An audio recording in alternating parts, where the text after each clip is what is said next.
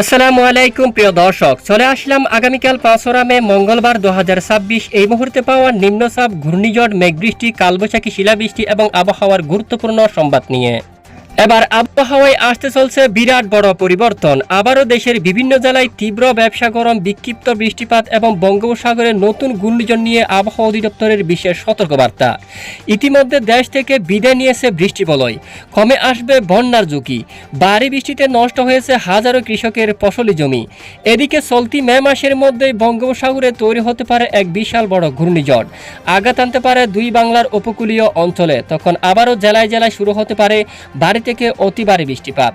বর্তমান দেশের উপর কিছুটা সক্রিয় রয়েছে বিক্ষিপ্ত বৃষ্টিবলয়, যার কারণে আগামী 24 থেকে 48 ঘন্টার মধ্যে বাংলাদেশ আবহাওয়া অধিদপ্তর রিপোর্ট অনুযায়ী ঢাকা, খুলনা, বরিশাল, চট্টগ্রাম, রাজশাহী, রংপুর, ময়মনসিংহ এবং সিলেট বিভাগের কিছু কিছু এলাকায় অস্থায়ী দমকা বা ঝড়ো হাওয়া সহ বিদ্যুৎ চমকানো, বজ্রসহ বৃষ্টিপাতের সম্ভাবনা রয়েছে। কোথাও কোথাও ভারী থেকে অতি ভারী বৃষ্টিপাত সাথে বজ্রপাত এবং কালবৈশাখী আঘাত আনতে পারে। তো আজ সোমবার 4 মে, আগামীকাল মঙ্গলবার 5 মে আগামী 24 থেকে 48 ঘন্টার আবহাওয়া কেমন থাকবে, এছাড়া বঙ্গোপসাগর বুকে তৈরি হওয়া ঘূর্ণিঝড়টি কতটা শক্তিশালী হবে এবং কোথায় আঘাত আনতে পারে এই ঘূর্ণিঝড়ের ফলে কোন কোন জেলাগুলোর উপর ভারী থেকে অতি ভারী বৃষ্টিপাতের সম্ভাবনা রয়েছে এবং আদৌ কি এই ঘূর্ণিঝড় হবে কিনা তা জানিয়ে দেব এই ভিডিওটির মাধ্যমে। জানতে হলে ভিডিওটি শেষ পর্যন্ত দেখবেন। ভালো লাগলে লাইক করে চ্যানেলটি সাবস্ক্রাইব করে পাশের বেল বাটনে ক্লিক করে রাখবেন। আর ভিডিওটি আপনি কোন জেলা থেকে লাইভ দেখছেন কমেন্ট করে জানিয়ে দিন। প্রিয় দর্শক বন্ধুরা, এই মুহূর্তে সরাসরি আমরা চলে আসলাম ঘূর্ণিঝড় মোডে। চলতি মে মাসের মধ্যেই বঙ্গোপসাগরে ঘূর্ণিঝড়ের পরিবেশ তৈরি হতে যাচ্ছে। তবে আবহাওয়ার প্রত্যেক মডেল ঘূর্ণিঝড় দেখাচ্ছি কিনা আমরা তা আপনাদেরকে দেখিয়ে দেব। ইতিমধ্যে আবহাওয়ার জিএফএস আমেরিকান মডেলে আমরা রয়েছি।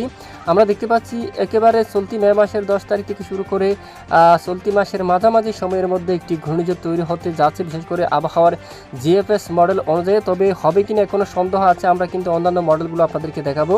তবে এটি ধীরে ধীরে উত্তর পশ্চিম দিকে অগ্রসর হচ্ছে এবং সরাসরি বিশাখাপত্তনম অথবা ভারতের উপকূলীয় অঞ্চলে আঘাত আনার সম্ভাবনা দেখাচ্ছে। তবে এটি কিন্তু পরিবর্তন আসবে।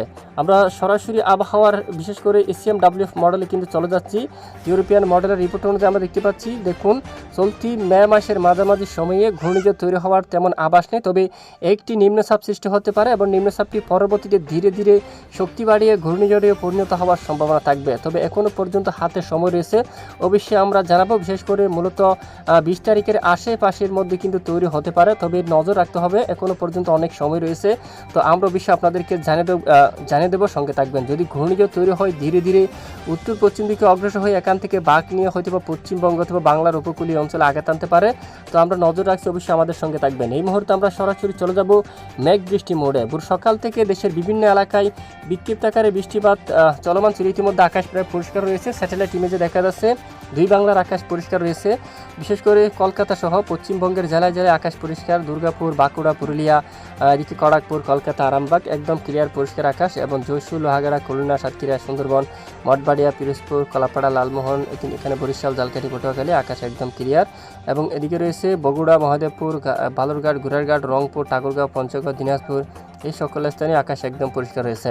এদিকে ময়মনসিংহ বিভাগে ফুলপুর, জামালপুর, তারপর বাহাদুরবাদ, গাইবান্ধা, নালিতাবাড়ি, নেত্রীগুনা, কেন্দুয়া, পেনারবাগ এই অঞ্চলে আকাশ প্রায় পরিষ্কার রয়েছে। এদিকে মৌলভীবাজার, কামালগঞ্জ, ধর্মনগর, কুলাউড়া, বালাগঞ্জ, বড়লেখা, চরকাই এবং সিলেট, জাহিগঞ্জ এবং এদিকে কাদ্দুম সহ আকাশ প্রায় মেঘাচ্ছন্ন হয়ে গেছে এবং কিছু এলাকায় বিক্ষিপ্ত বৃষ্টিপাত হতে পারে।